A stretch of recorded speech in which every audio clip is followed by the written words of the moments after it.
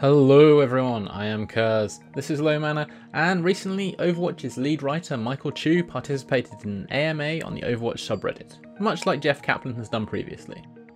We've mentioned Michael on this channel numerous times before though, as he's effectively the keeper and creator of all things lore in Overwatch, so let's go over what he had to say.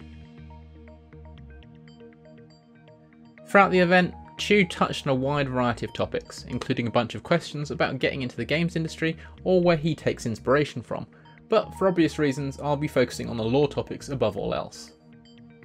Timelines and minor lore discrepancies came up several times over the course of the A.M.A., along with a few of the common misconceptions that the community often makes as a whole when examining the details of the world. One of the early questions indeed was simply to ask whether we'll ever see an official Overwatch timeline, which is something we've been wanting for ages now. There are numerous decent community efforts, but they all suffer from the discrepancies that have inevitably crept into Blizzard's creative process along the way. In response, Chu did say that they've discussed releasing a basic timeline of events that places what they've created so far in the correct order. One of the big things this would help clear up is a common misconception that we've long disagreed with, the belief that the events of Hero are set long before Recall and the other shorts, simply because the Lumerico ziggurats are not visible. Seeing Chu clarify this was one of my favourite parts of the A.M.A., purely because it's a line we've argued for so long. The ziggurats are there, they're just out of shot. Redditor Juvia also asked simultaneously about magic in Overwatch and the fact that God AI seems to have become a go-to explanation for all manner of issues in the community of late. While Chu ignored the magic question, and I guess that's because he's covered it in before on previous panels by saying that everything in the Overwatch universe has a scientific explanation, he did tackle the God AI issue with an interesting response. Rather than being a potential huge issue, he sought to play down the influence of God AI, going as far to say that it's really used as a colloquial way to describe the functionality of the artificial intelligence in mission statement. Whether this means we won't see much more on God AI in future or not, I don't know, but it does heavily suggest that they're not the big bad that people have assumed they are. Along with these was the other misconception that always crops up regarding voice lines and just how canon they are. Specifically, the questioner, one Desks Up, asked in relation to Reinhardt and McCree knowing who Reaper really is, given past references and in-game voice lines. Chu clarified that they do not know who Reaper is, and that the voice lines are more what-ifs than actual lore. He did say that McCree would almost certainly recognise his fallen mentor should they cross paths, however. Another key theme that dominated a number of questions was understandably a theme close to Chu's heart, namely the development of the lore and what we can expect to see, or perhaps expect to not see, in the near future. With the success of each animated short, there has been constant hype for every hero to eventually receive their own dedicated video, and it came as no surprise to hear that while Chu and the rest of the team would love to do this, he wasn't able to predict what will happen in the future. What he did say was that hero interactions will definitely continue, and that we'll be seeing more very soon, which is sure to keep our friend Hammy in business for the foreseeable. Ironically, there were also questions about further character development surrounding heroes that have been covered by a short, specifically Hanzo, Widowmaker, and Reaper. For Hanzo, the complaint was that he's only really been used as a stepping stone for the Overwatch guys to tell his story of his brother Genji, and that while the cyborg ninja has been developed, Hanzo is still sorely lacking. I kind of agree with this. We have really only seen one side of Hanzo, and there must be more to him. For Widow and Reaper, the point was made that we were left with somewhat of a tease for both of them at the end of Reflections, and very honestly Chu said that they could both do with some more development as characters rather than as plot devices, which is what they've been up until now. And as for that family that Reaper is seen staring at in Reflections, they're definitely not just some random family. Make of that what you will. The only other animated short question referred to Recall, specifically the run-through of former Overwatch members that Winston issues the recall to, and whether that's something we should still be considering going forward. This was one of my favourite questions, as it didn't commit Chu to telling us more than he could, and his response that we should definitely keep looking was very positive. Given we've had 3 heroes since release, and none of them are on that reel, it's about time we saw something come out of there. Look for a future video from us on this topic soon. The shorts are, of course, not the only way that Blizzard has to build on the lore outside of the game itself, and comics were mentioned a couple of times. While I don't doubt that these are much quicker to compile than the shorts, Chu was eager to dispel any thoughts that they had a rapid turnaround. With weeks needed to get the basic outline in place, another month required for scripting, and then even more time in the hands of the artists, the comics are still many months in development. With managing the overwhelming appetite that the community has for Overwatch lore, one of the hardest things to keep a lid on, this must be pretty difficult to stay on top of, but kudos to them for doing what they do. The Overwatch guys do of course have their own appetite for building on this world that they've created, and Chu elaborated a bit on his own ambitions for the story.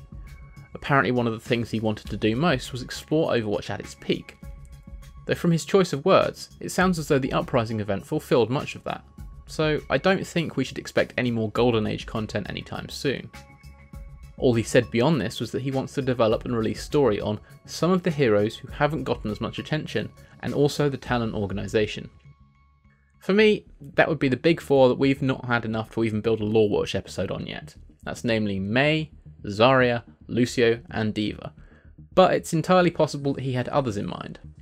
As for Talon, we've seen a hell of a lot of their activities, but very little in terms of their motivations or their leadership. In fact, we've seen nothing there. That's definitely an area I'd love to see explored. He also name-checked Jetpack Cat, and teased the fact that Torbjorn has been seen to have a feline friend.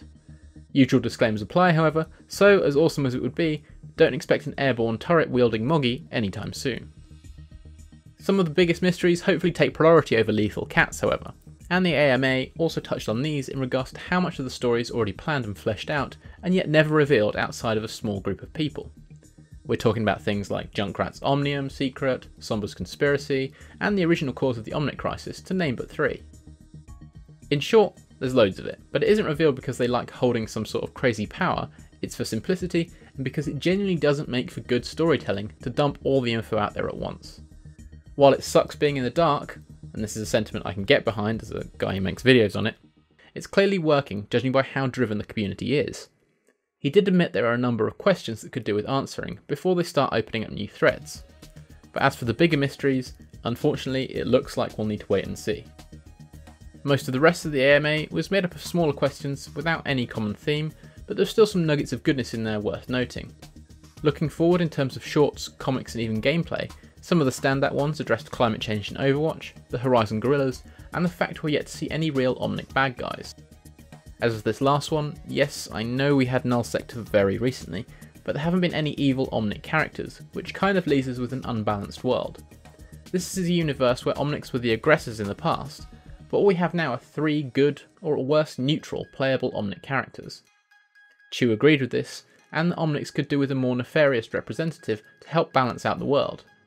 In what shape this will take, who knows? Could be a reprise of Null Sector, perhaps a Talon Omnic, or maybe something new. What would you guys like to see? As for the climate, apparently there are most definitely still problems and May is on the case.